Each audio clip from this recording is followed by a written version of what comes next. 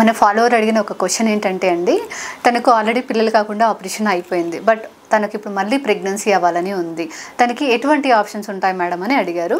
దీనికి యూజువల్గా మనం ట్యూబల్ రీకనలైజేషన్ అంటే ముందు ట్యూబెక్టమీ అయింది కదా, ఆ ట్యూబ్ని రిపేర్ చేయడం ఒక ఆప్షను. రెండవ ఆప్షను ఐవీఎఫ్ టెస్ట్ బేబీ అంటాము. ఈ ట్యూబ్ రిపేర్ చేసిన తర్వాత 100% మళ్ళీ నార్మల్గా ట్యూబ్ పేటెంట్గా అంటే ట్యూబ్ ఓపెన్ అయ్యి నార్మల్గా ప్రెగ్నెన్సీ వస్తుందా అంటే అది అందరికీ సేమ్ ఉండదండి.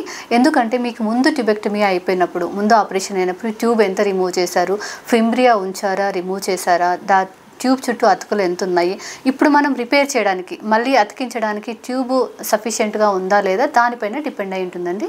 ఒకవేళ మీకు ట్యూబ్ లెంత్ మంచిగా ఉండి రిపేర్ మంచిగా అయితే కనుక మీకు నార్మల్గా ప్రెగ్నెన్సీ అవ్వడానికి ఛాన్స్ ఉంటుంది.